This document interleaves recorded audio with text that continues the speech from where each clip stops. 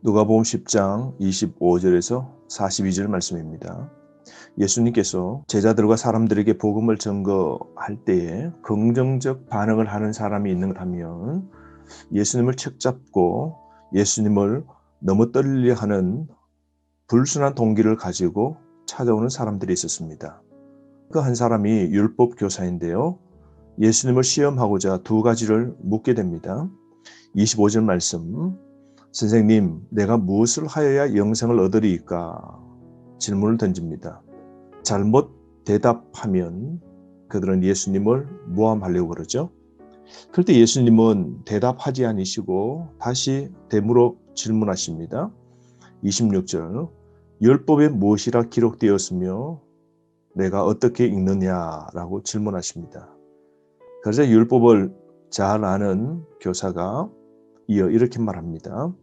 내 마음을 다하며 목숨을 다하며 힘을 다하며 뜻을 다하여 주 너의 하나님을 사랑하고 또한 내 이웃을 내 자신과 같이 사랑하라 하였나이다. 어떻게 해야 영생을 얻는가? 하나님을 사랑하고 이웃을 사랑해야 된다라고 대답합니다.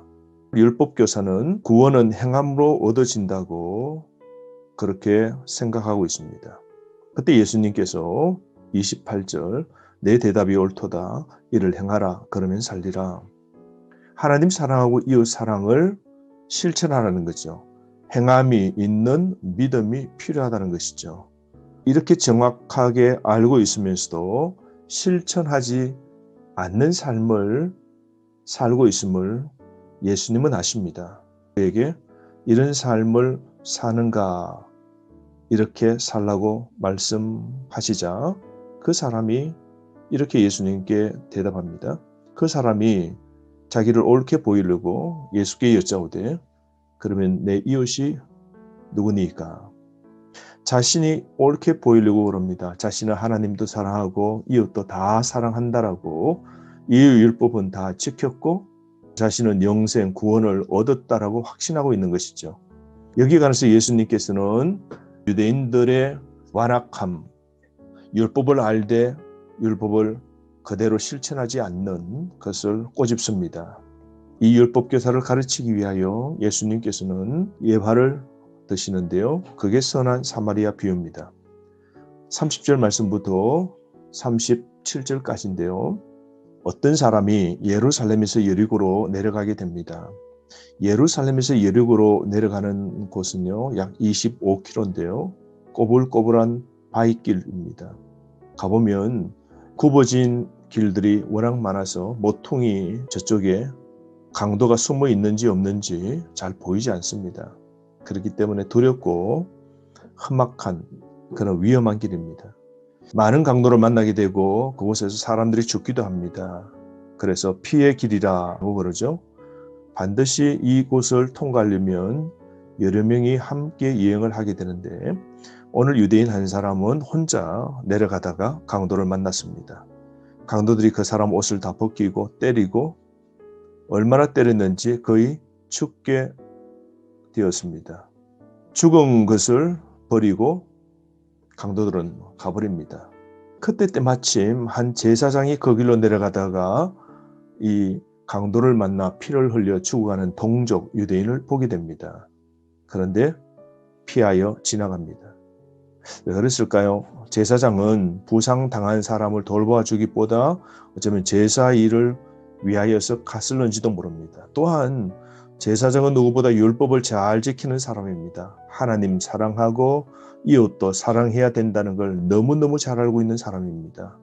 그럼에도 율법에는 시체를 만지면 부정하게 되고 7일간 격리가 되어야 됩니다. 그러므로 종교적으로 의식과 율법을 지키기 위하여 더러운 시체 같은 강도 맞는 자를 돌보지 않고 지나갑니다. 율법은 다 아나 사랑을 실천하지 않았던 것이죠. 이걸 예수님께서 꼬집어 말씀하고 계시는 겁니다.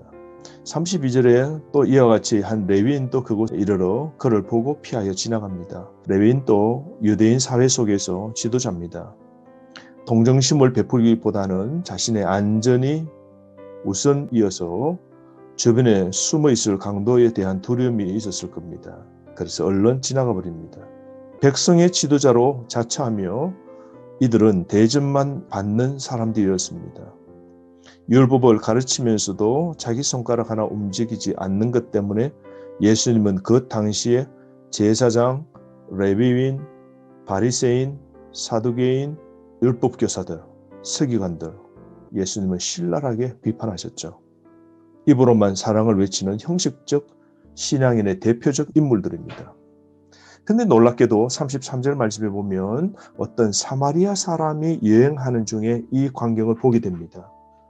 유대인이 쓰러져가는 것을 보고 불쌍히 여기고 34절에 가까이 가서 기름과 포도주를 그 상처에 붓고 사매고 자기 짐승에 태워 주막으로 데리고 가서 돌보아 주게 됩니다. 각 동사들을 보십시오. 아주 구체적으로 돌보아 줍니다. 배려하고 긍휼을 베풀고 일시적으로 아니라 지속적으로 도움을 주는데요. 35절에 이튿날 잠을 자고 난 후에 본인은 급하게 아마 사업 때문에 내려갔을 겁니다. 주막 주인에게 말합니다. 데나리온 둘을 내가 돈을 드릴 테니까 이 사람을 돌봐주라 그럽니다. 데나리온 둘은 요즘 말로 하면 한 달 이상 숙박료입니다. 한 달 이상 이 사람이 아픈 치료를 다 받고 그렇게 가도록 배려해 주는 것이죠. 뜨거운 사랑입니다. 돌봐주는 사랑이 있는 겁니다. 비용까지 더 들면 돌아올 때 다시 갚아주겠다 그럽니다. 유대인이 쓰러졌습니다. 그런데 사마리아 사람이 또 없습니다.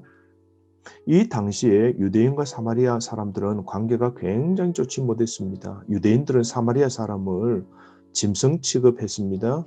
심지어 개 취급하듯 그렇게 한 것이죠.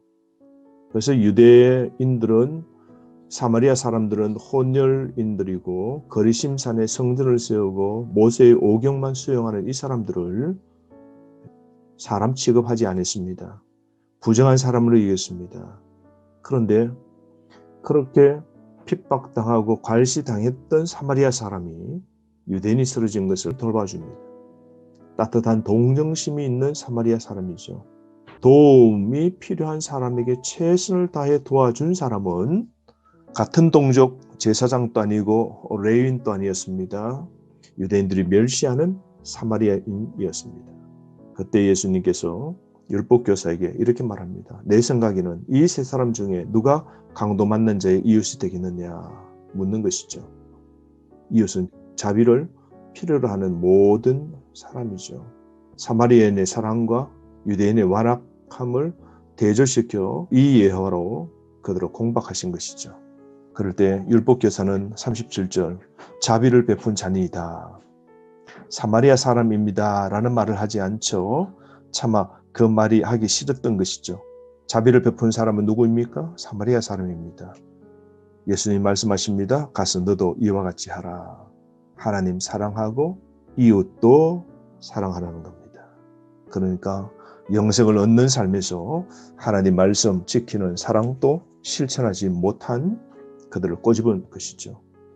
여러분, 우리도 우리 주변에 상처 입고 고통받고 있는 모든 사람을 살펴봅시다. 그리고 도와줍시다. 사랑을 실천합시다. 우리 주변에도 여전히 오늘 시대에 강도 만난 것처럼 삶의 어려운 위기에 빠져 있는 사람들이 있습니다.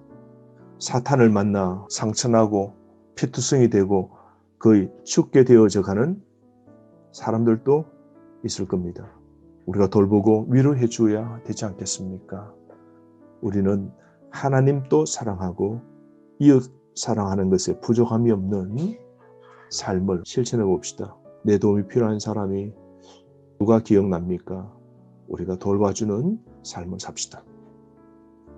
38절부터 42절에 보면 마르다와 마리아의 사건이 나오는데요. 예수님께서는 한 마을 예루살렘에서 4km 정도 떨어진 베다니 마을로 가시게 되는데요. 마르다라 하는 한 여자의 집에서 숙식을 하게 됩니다. 그랬더니 그곳에 마르다의 동생 마리아가 있고 오빠 나사로가 있습니다. 마리아는 예수님이 오셨을 때에 예수님이 사람들과 대화를 나누고 하나님 말씀을 전하는 그 자리에 함께합니다. 39절 주의 발치에 앉아 예수님의 말씀을 들었던 것이죠. 예수님의 말씀을 경청합니다. 마리아는 예수님 중심입니다. 말씀 중심입니다. 자신에게 지금 가장 중요한 일은 예수님 앞에서 그분의 말씀 듣는 것이 가장 중요한 것임을 마음에 둔 겁니다. 그리고 예수님을 향한 간절한 마음으로 주 가까이에서 하나님의 말씀을 경청하고 있는 것이죠. 이 모습을 본 마르다는 마음이 불편했습니다. 40절 말씀에 마르다는 준비하는 일이 많아 마음이 분주한지라. 아마 예수님 제자들까지 와서 숙식을 해야 되니까 얼마나 분주하겠습니까? 수많은 사람들이 식사를 준비해야 되고 잠자리를 준비하는 일들은 여자의 몫인데 말입니다. 근데 동생은 일하지 않고 예수님 말씀만 듣고 있으니 좀 불편했습니다. 40절 보십시오. 예수께 나아가 이르되 주여 내 동생이 나 혼자 일하게 두는 것을 생각하지 아니하시나이까.